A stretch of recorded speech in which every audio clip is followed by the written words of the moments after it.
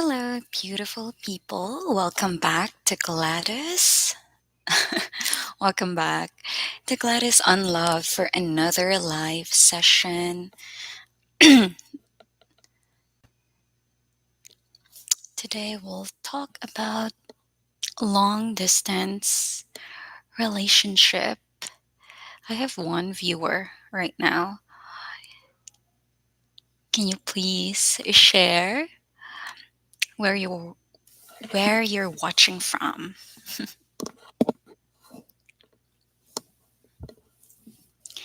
Hello, hello everyone.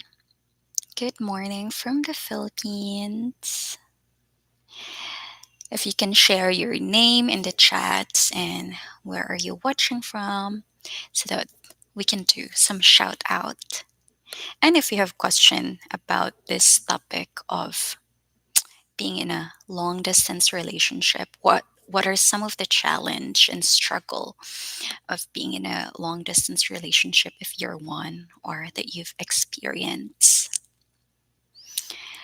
Because I used to be in a long distance relationship and it was for 9 months or 1 year. And definitely the challenge, one of the challenge is staying connected and stay in that communication part. The guy was from Italy and I'm here in the Philippines, so there's like a 6 hours difference. And I work as a customer service back then. So I my time is US time zone. And usually when he's up in the morning, that's the time that I am asleep. And during his afternoon and evening, that's the time where I'm at work. So it was very challenging on how to make that whole communication work, but it's definitely possible.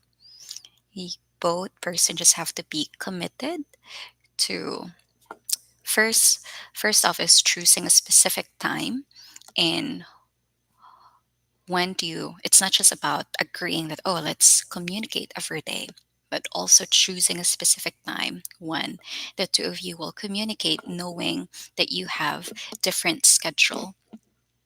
So on his end, since he's in Italy, he would have to wake up 1 hour earlier than his work schedule. So he works at 7 a.m. He will wake up at 6 a.m. And I'm usually asleep during that time, but I'll make myself wake up at 12 p.m. And I'm thinking like, okay, I'll do this as my lunch break as well, so that we can have that 1 hour of conversation. And when I'm at work during my break time for 15 minutes, that's our check-in time as well. And it worked out great when it comes to communication piece. Hello, good morning, everyone. Feel free to share your name and where are you watching from in the chat. Let me know who's here. I can only see a number of people, but not really know who.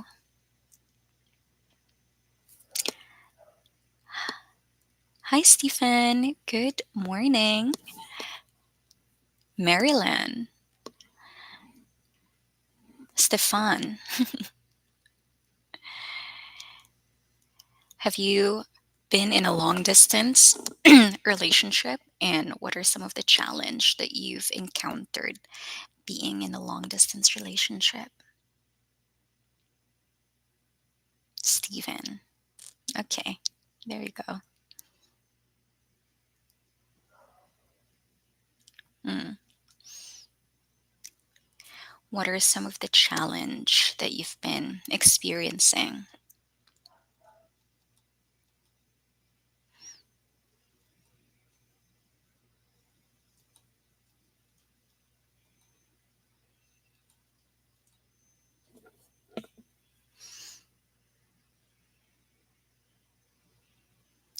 Hi, Dirk from Belgium. Thank you for being here. I see. Totally understand that. How often does the rotating shift does? Because in my work as a call center agent, we do have that rotating schedule as well. Like for 2 weeks, I'll be at the opener schedule, and for another 2 weeks, mid shift, and then another, I'll be the end shift.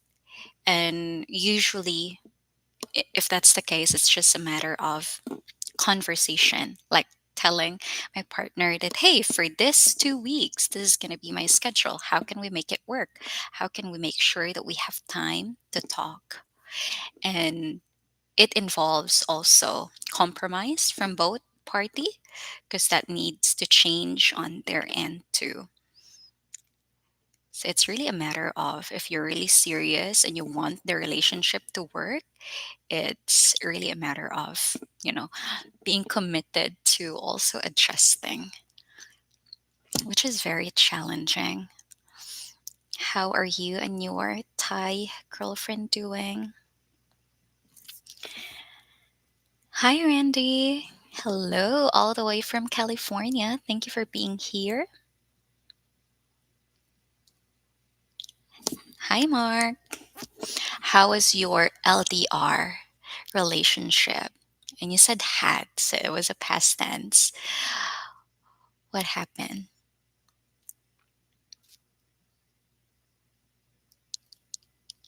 Hello, TFTT. Thank you. All the way from Maine. Thanks for being here. Wow. Oh, sorry to hear that, William. Is it, did you broke up with your Thai girlfriend because of the time constraint, not being able to communicate? It's very hard. Well, my long distance relationship also didn't push through, especially during the pandemic, that made us lose hope that we will get back together again. And it also made me think during those times, during pandemic and being away from each other, to really ask myself question, am I really invested enough in this relationship that really are we values align enough for me to wait however long it takes so that we can get reconnected again? And when I ask those questions, I face with the reality that, you know what, I in that moment in my life, I actually want to focus more on building myself, developing myself, making myself better. And I see him because he's 2 years younger than me and he loves to travel and he wants me to go traveling with him, backpacking with him. And I'm not in that state. I have two kids. I can't possibly just leave my kids and go backpacking. I wish I could, but that's not my reality. And I also don't want to hold him back and I don't want him to feel bad that he's traveling around the world and he's not bringing me with him. And he's young. I want him to explore. I want him to meet as many people as he possibly could. It just so happened when he came here in the Philippines and we connected. And of course, as a young guy, he would he got attached, and I want to sort of set him free in a way that, go explore, meet people, don't get stuck on me because I probably am looking more for a stable partner and it just didn't work. And we're still good friends up until now. So, it's just a matter of conversation. Rainman, Filipinas can seem to understand that little lies plant seeds and further lies water them. Don't even call them out of this behavior, though, or you're negative and judgmental. Wow, you must have an experience there, Rainman. And I totally agree with you. Whatever lie it is, it's still a lie. Even if you tell that, oh, it's a white lie, it's still a lie. And it's definitely not something to be tolerated. And I I'm guilty of that, of trying to say, like, oh, it's just white lie. I'm just trying to protect my lover. I'm just trying to protect my loved one. I don't want to hurt them. But again, at the end of the day, you have to lie again to cover up for that lie. And not until I read this book, Lying by Sam Harris, it was really memorable and, what do you call that, impactful book for me, realizing that lying is just not a good way to go. Like, putting yourself out there and being vulnerable is a much better, and being authentic is a much better way.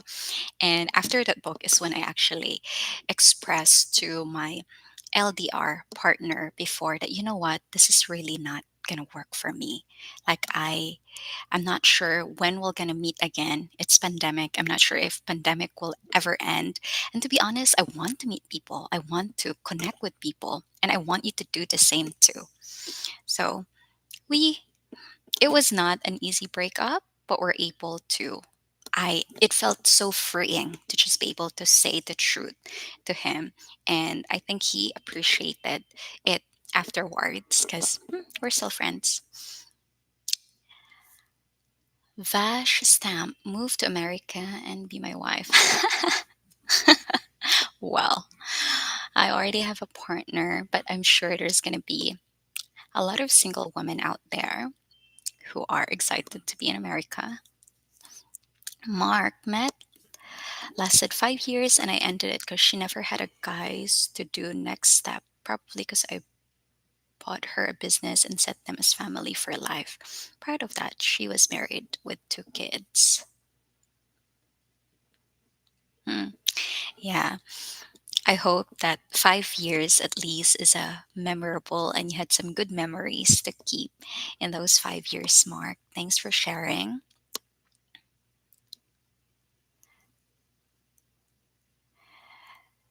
Vash Stam, my grandma was half Filipino and she always had white lies. Is it just Filipinos who did that? Who's doing white lies? I think everyone, every human being on earth has the tendency to do that. And back in the days, it's actually scary to speak your truth. Like, let's say if you're gay, you can't speak the truth about that or else you'll get killed. So there's this programming that make people feel scared to speak their truth because they feel like they will be punished. And as a kid, that's what happened. Like, if you tell the truth, you will get punished. You will get, something bad will happen to you. And we've developed that defense mechanism. Lying is a sort of defense mechanism for us. And it took me a lot of work to actually entangle and to always lean in towards, those scary conversation, and to default into just expressing my authentic self, expressing my truth instead of lying. Even when someone asks you, like, hey, how are you, are you okay, most of the time we're like, I'm okay. But the truth is, I am not okay. I am hurting. What you said earlier triggers me. But for most people, especially here in the Philippines, we're not very confrontational. So we default to that white lie of, I'm okay, everything is fine. But deep inside, we're actually not. So, yeah, instead of judging people like that as well, just try to encourage them to, like, encourage them to step out, encourage them to get away from that default lying, but instead, give them a safe space to express their truth, express what they really feel and what's really going on. I think that's the way to go, to allow people to be more honest and truthful. Mhm.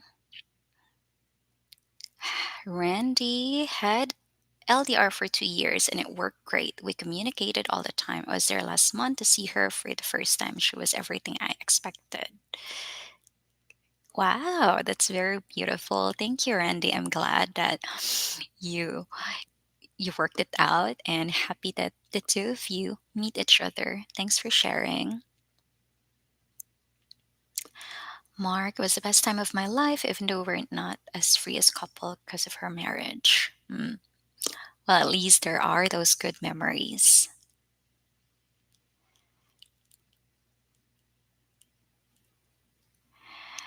TFTT. Tom. Hi, Tom. Very honorable of you to agree with Rainman. He is very correct. Not all stereotypically true.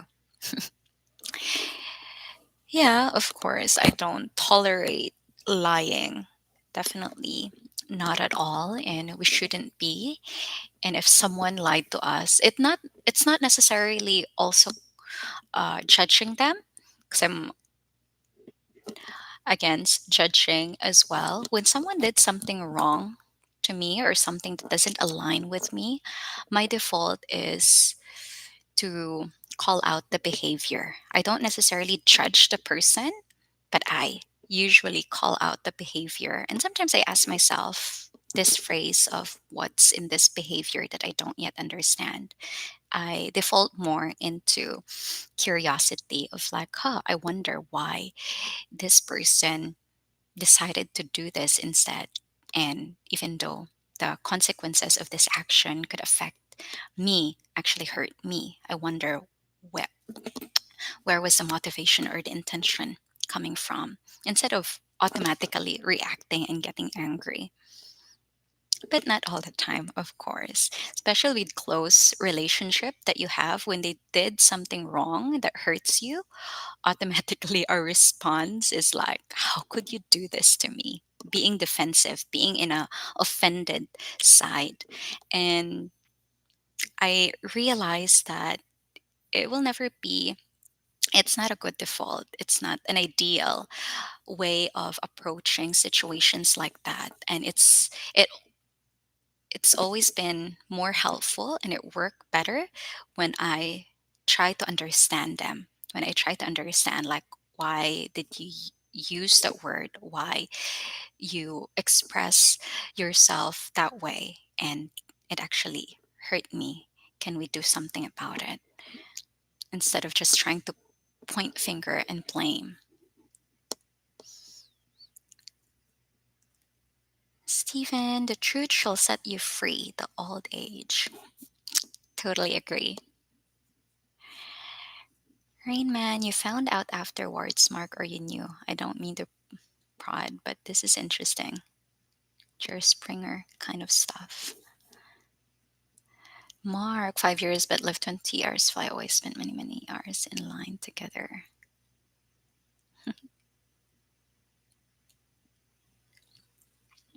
Really appreciate all of you for sharing your thoughts and stories, and also for communicating with each other. It's very nice. And Vash, thank you for the super like. Appreciate it. Yeah, I'm curious. What are other challenges that you guys have been experiencing in a long distance relationship? Because it's hard to keep it. And how can you keep the connection when you're not physically together? I'm curious. Maybe you can share some of the ways that you try to nurture the long distance relationship, since I feel like most of you are in a long distance relationship. Before I share my thoughts, I'm curious how are you able to keep the connection alive? Feel free to share your thoughts in the comment section. Would love to hear it. Mark, never dated Filipina, but what I am seeing from vlog, it's hard to date single mother as you date half woman, half man. Also seems they don't really can accept her status and concept having money. Very interesting. And again, let's not stereotype it, but there's some truth to that, Mark. As a single mother myself, it was very difficult to be in a relationship with a man, which is my current partner right now, Eli, who's responsible, a person who's willing to, help out and be that responsible man in the family. Because as a single mom, I'm used to doing both roles. I'm used to be the one nurturing the family and at the same time bringing in money as well. And to let go of being the one taking care of everything was very hard. It was challenging for me to let go of that role. And even up until now, I still notice that when there's things that my kids needs, I always try to find way on my own and not communicate it to him because I feel so shy. And he would always have to remind me, like, hey, we're partners. We have to do things together. If it's financial money that comes from me, it goes through you as well. And also money that comes from me goes, it's for all of us.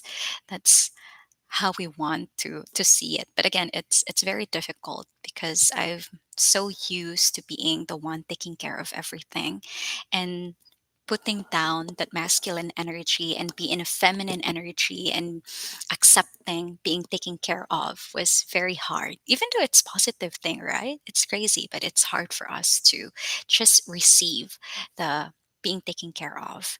But it definitely can be learned, and just have the patience and understanding as well. And again, you know the positive side of dating a single mom, I think, is that you already know that they're, if you can see if they're a good mom or not, if they're nurturing their kids or not. So if they are a nurturing kind of mother, that nurturing aspect can also be applied in the relationship. But I love that you bring that up. Hi, Liam. Good morning. Mark, as to Rainman, as we spend many, many hours online, yes, I knew, but it's normal for many women as they not happy where they are. I believe you guys were talking about Mark's long distance relationship for 5 years, but she's actually married, like, right? Stephen, challenge language barrier. She spoke Thai. I knew only a few words of Thai. We used Google Translate. Yeah, I can understand that. I think language barrier is really hard. And even for me, though Philippine speaks English, but there are still words that are difficult. And when I was with early stage in my relationship with Eli, there was still a language barrier. There was still some words that I couldn't express fully in English, but it's really a matter of commitment. If you're committed to being able to connect and understand each other, you have to learn. I have to be committed to learning. I have to be committed to learning and expanding my vocabulary in English so that I could express myself to Eli in a way that he would understand and in a way where we can understand each other. It's a matter of commitment. But I see the commitment here as well of using Google Translate, Stephen. Thanks for sharing.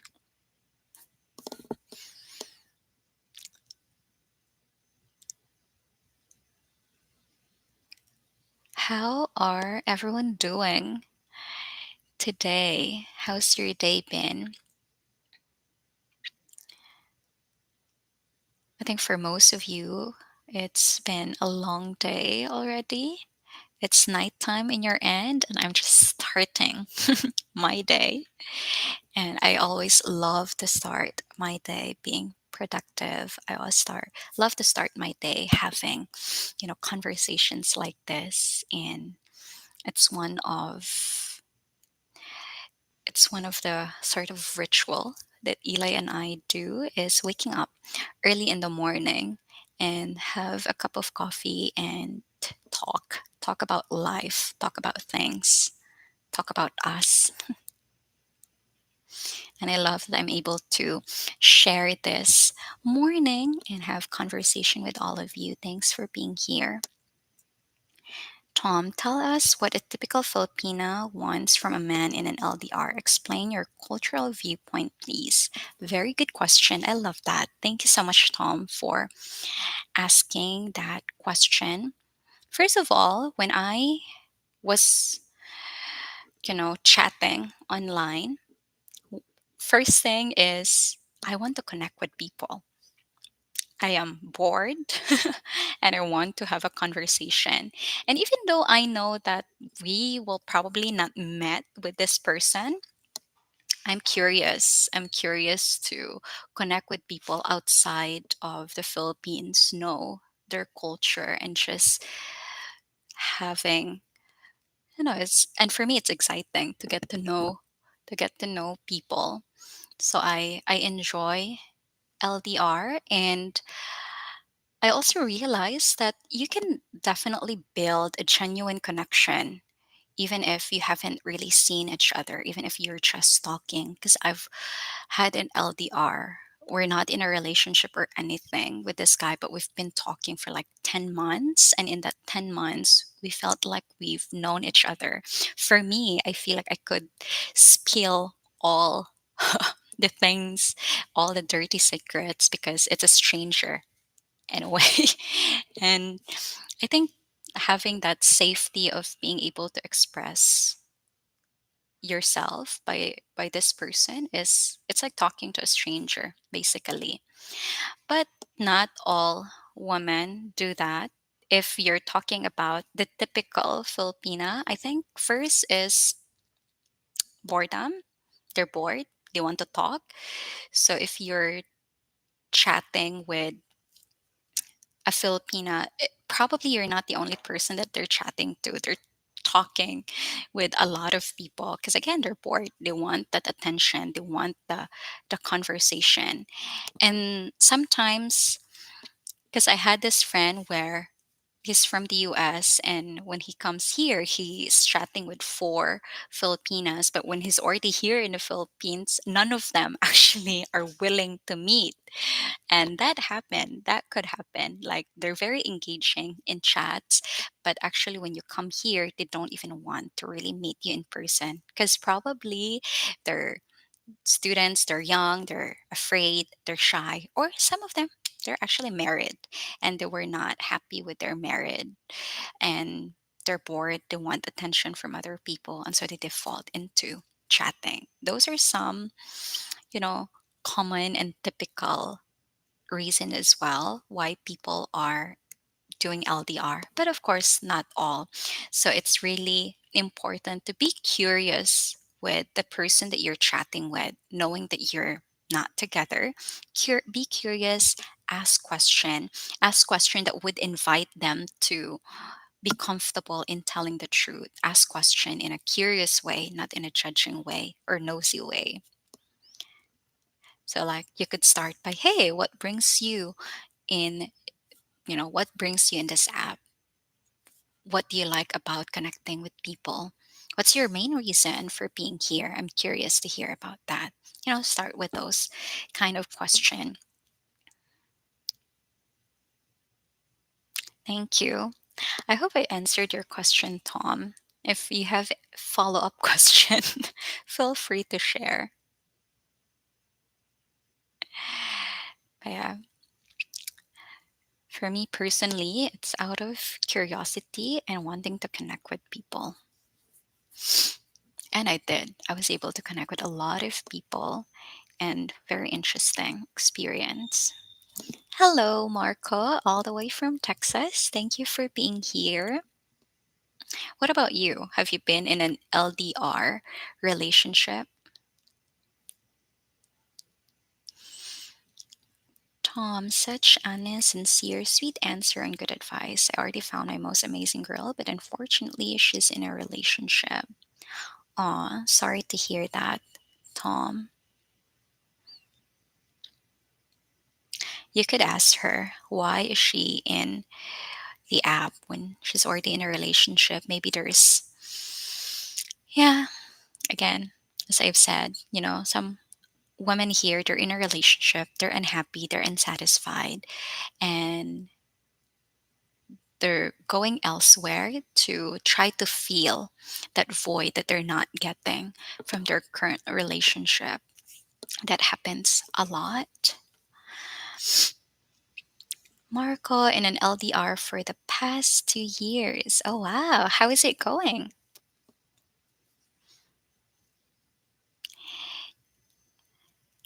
Really appreciate the question, Tom. How about you guys? What are some of the challenge that you've encountered being in an LDR, or what are some of the fears that you have in your mind, it thinking about starting an LDR relationship. Steven, some people don't commit fully. They want a backup plan or a safety net. That's another truth there. People do that. Yes. And I think women, I'm not sure, but yes, I think women tend to do that because, again, top two most important thing for women is safety and security. Safety and security, it's not just about financial, but it also involves emotional safety, physical security, physical safety. And but it's hardwired to us, even all the way back to our caveman days. Women are looking for guys who can protect them, who can provide for them. So in the modern days, we still adapt to the type of mindset. But now, in the modern days, we've also evolved. It's not just about being able to provide financially or food or being able to protect us from danger, but it also being able to hold space for us, to hold space when we're, having that.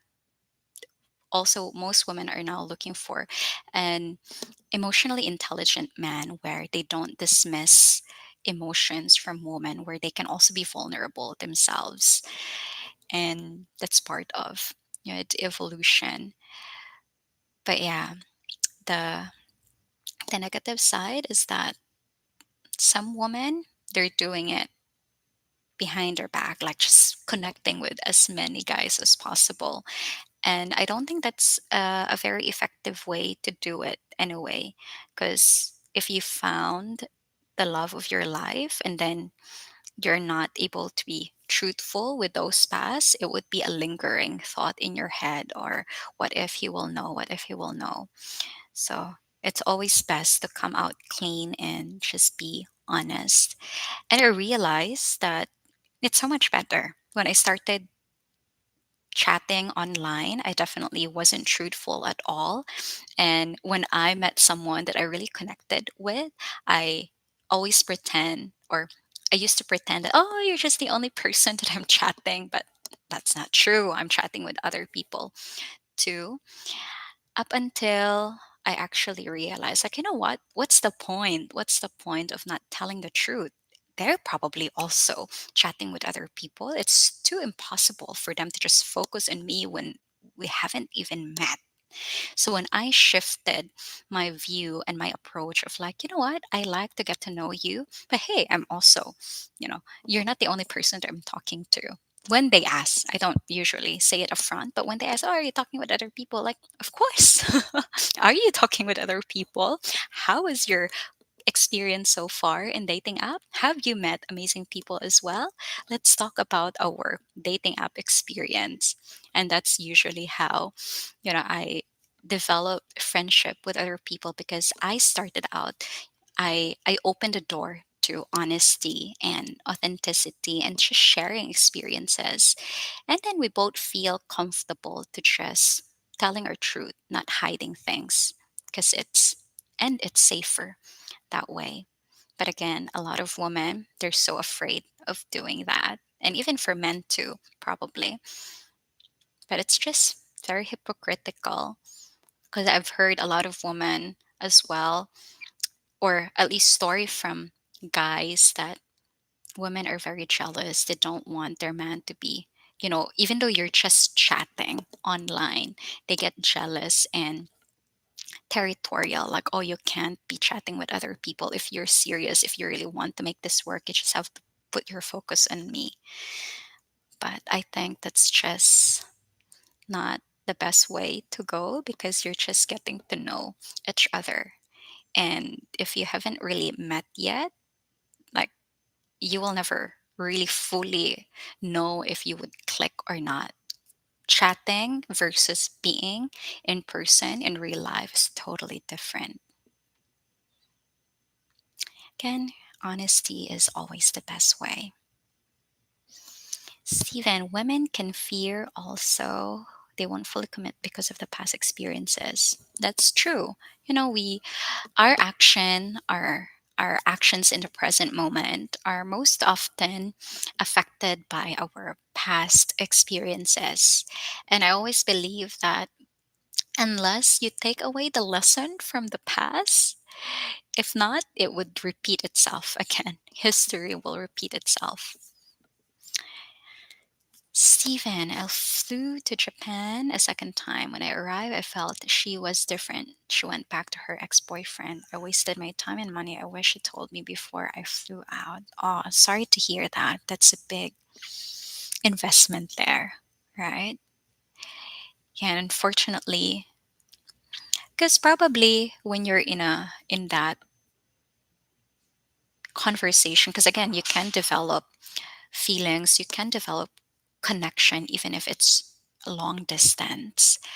And it's sad to have that connection fall apart because you're not being truthful at the very first stage of the relationship.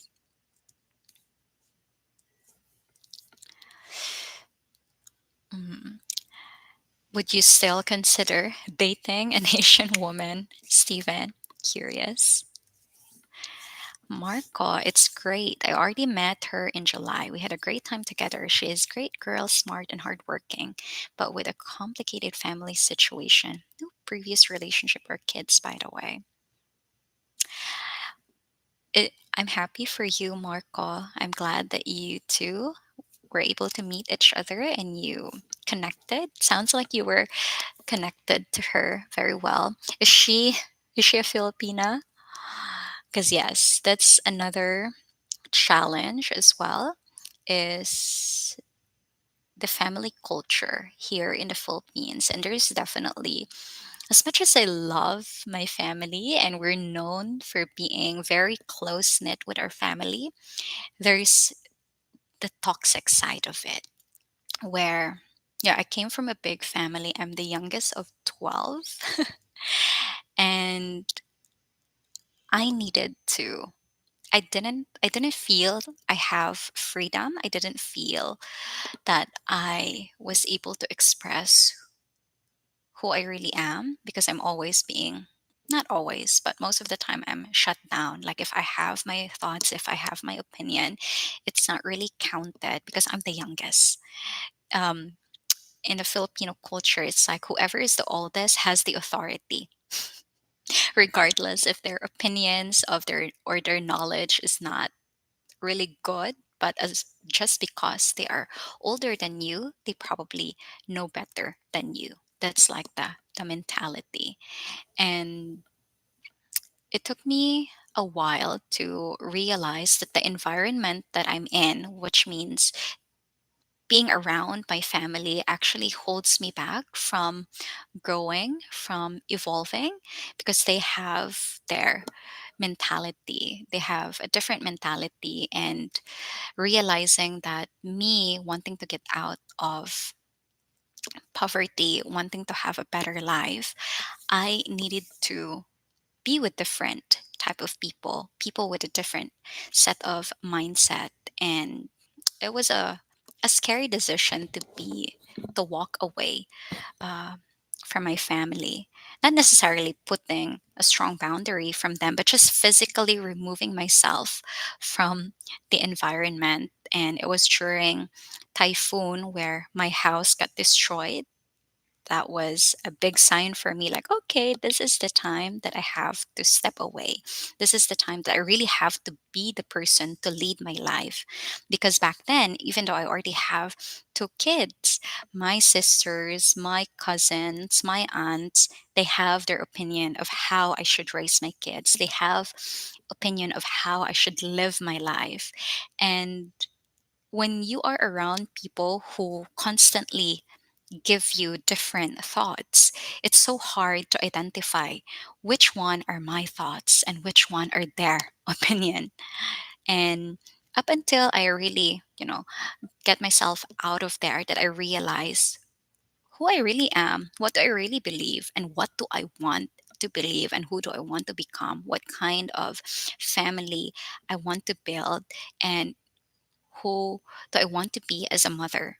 And I have to let go of some of the parenting style that I've seen from my parents, from my sister, that I just feel like it doesn't serve me, it doesn't serve my kids, like yelling to kids, pinching them. I realize it's not working. It's traumatic for children, and I have to actually let go of those parenting style and start to allow my children to speak more, allow my children to express their emotions, how they feel. And I'm very close with my kids, even though they're still young, seven, they're 8 and 10. They're emotionally intelligent. They're able to tell me if they feel sad, if they feel angry, if they're annoyed, if they're bored. And it's amazing as a parent to be able to get to know how your children feels that way, because as a kid, when I was a kid, I couldn't express. I don't even know. I'm not even in tune with those emotions because I was not given a space to express myself. If I'm angry as a kid, that's bad. Shut it down. If I'm crying, if I'm sad, like cheer up. Don't sad, don't cry. It was always shut down. And I realize it's not good. I realize it really affect me growing up, not being in touch with my emotion. And it took me a long way to start being more in tune to how I feel. And I'm happy to be guiding my kids to be more in tune with their emotion, to tap into how they really feel, and to have the space, the safety space to express it. Especially for my son, because I know a lot of men that's very hard for them to be vulnerable because the society expects you to be stoic, expect you to be tough. And because of that, it's also hard for most men to connect with women, to hold space for women when they're emotional, because they're not used to that. They can't relate to it because they haven't been in their emotional state. So I think it's really important. Eli. Thank you, Marco, for sharing. I hope that you and your girlfriend will stay strong together. Curious as well, when you say complicated family situation, what do you mean by that? I think I jump with my own story there, but I'm curious what you mean by the complicated situation, if you don't mind sharing.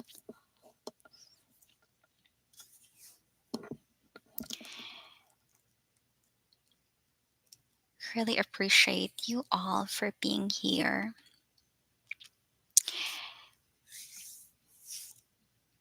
LDR, or a long distance relationship, it's very tough to actually do. And sometimes I travel, Eli travels, and recently I went to Siargao with the girls, Leia, Maya, and Shay, for 5 days. And that's like me and Eli being far apart from each other.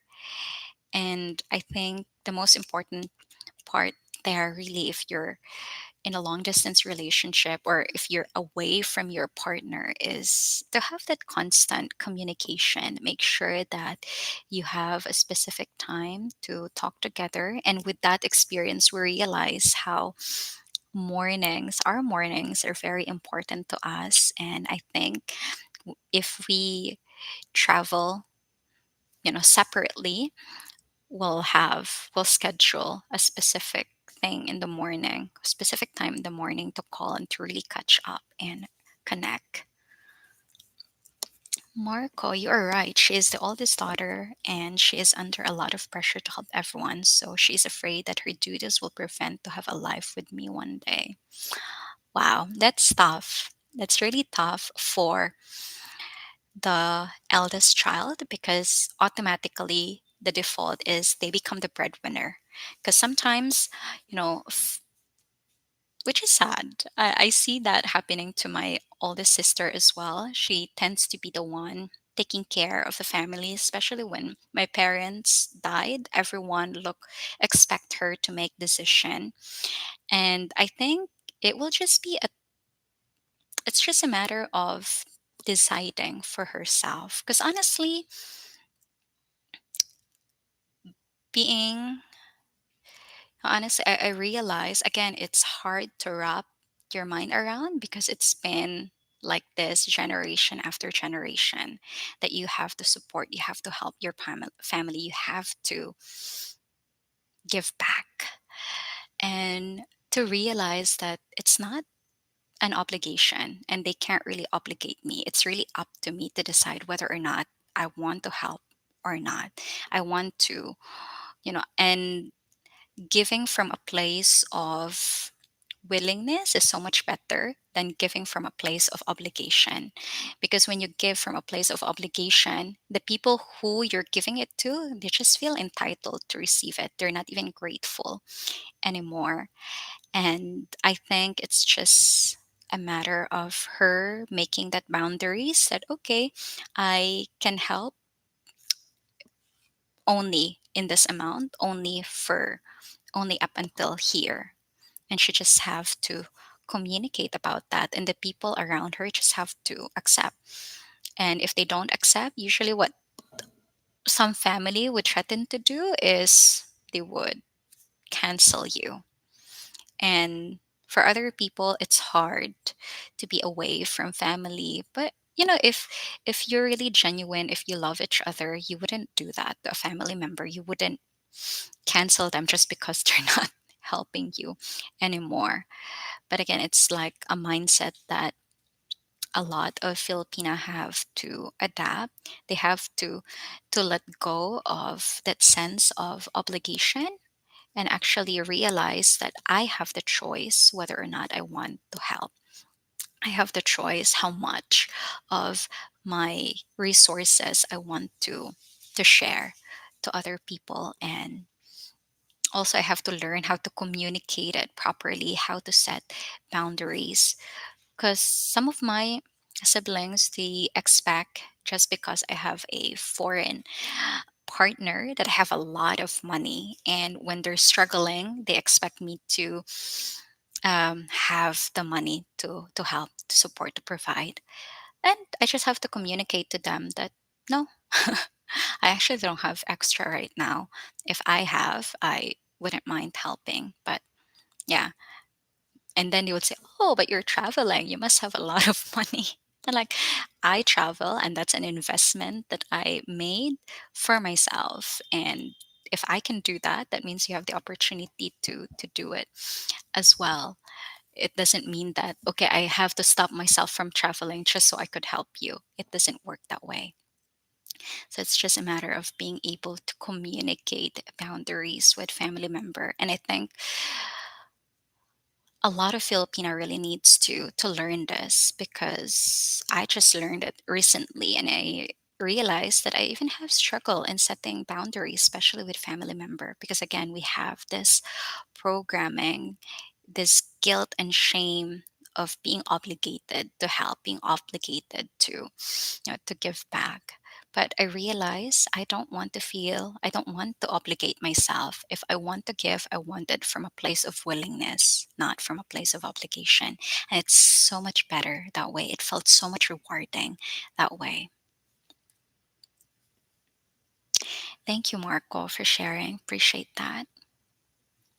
Stephen, what I've learned for myself, a woman can a part of life, but not my whole life. You need a life away from your partner. That's a good perspective. I think even if you have a relationship, or even with my kids, I don't identify just as a mother. I don't identify myself just as a partner. I have my own life. And I think we need to be whole as a person, so that when we come together in a relationship with other people, we can be interconnected together. We can co-create instead of just, because I think if you are coming in a relationship and you are half, you're empty, you're looking for a relationship to complete you. I think you know that's like the thing that I want to debunk, like, oh, finding someone to complete you. I think you have to be complete. as a person. So you feel grounded, you feel confident, and you feel secure. Because if you're going around looking for a partner to complete you, what if that person will go away? And that would also create problem. You get so attached, you get clingy with a person because you don't want to lose them. Because if you lose them, then who are you going to be? You will be, you don't feel whole. You're dependent on the other person. I think it's really important, to build yourself up, and coming looking at other people as someone that will just complement you, that will just nourish you, but not really something that would complete you. It used to sound so sweet to me, like, oh, you complete me. But if someone will say that, I would see it as a red flag, because I want to be partnered with someone who is whole, who is complete, who is someone who is focused on developing and nurturing themselves, and we can both support each other. Marco, she wants to be independent but also help the family. She's studying to be a teacher and she does well at school, but everyone is expecting so much from her. Even at home, she is practically the maid. I always try to listen to her and support her emotionally, but I don't know if it will be enough. Thank you, Marco, for sharing. She sound like an amazing woman, and yeah, trapped in the culture here in the Philippines, where again, you are expected as a breadwinner, expected to be taking over the responsibility of a parent. And I'm happy that you are there supporting her emotionally, because I'm sure she need that. But yes, at the end of the day, she has to be able to step up and to stand up for herself and actually decide, you know, to what extent will I help? To what extent will I be able to support? Because again, it's not her obligation to take care of her family. It's her parents' obligation to take care of her. And it's just a matter of choice for her whether or not she wants to pay it forward to her siblings, to her other family member to help and support. But again, unfortunately, there's a lot of guilt and shame around that, and she has to deal with it. She has to be tough to to set that boundaries and to communicate, otherwise she will be trapped in that dynamic. And I really hope that she's able to, you know be firm in her decision and also prioritize herself, because that's another thing. For breadwinners, they tend to deprioritize themselves. I have friends who work abroad sending money back home, and they don't even, and when they're back here in the Philippines, like, there's nothing for them.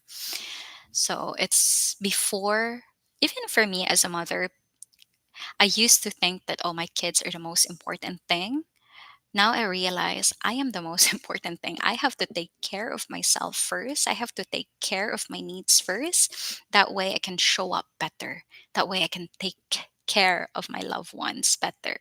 Because if I'm in a place of depressed, if I'm in a place of being tired, I wouldn't be at my best self with other people. So I would, my kids sometimes are asking me like, "Oh, why didn't you bring me traveling with you, mom? Why did you want to Siargao? You didn't bring us." I just have to tell them like, "Hey, I also am my own person. I want to travel. I want to be with my friends. It's a different experience. And when you grow up, I would love you to do the same. I would love you to save money and travel, and just have to have those kind of conversation with my children." We are coming to an end in this live stream. Again, I really appreciate all of you for being here, sharing your stories, your question. Really appreciate that. Thank you. For those of you who are in a long distance relationship, again, the number one thing is really communication, being able to set aside a specific time where the two of you um, could talk, could sync up, and just a commitment to making it work. I hope that you guys enjoyed. this morning the same way as I enjoy it. And again, I really appreciate all of you sharing your stories, having conversation with each other. It's so nice to see. My stomach is feeling bad. I really need to to excuse myself now. Thank you so much, everyone. Have a beautiful day. Have an orgasmic day, and take care. Mwah.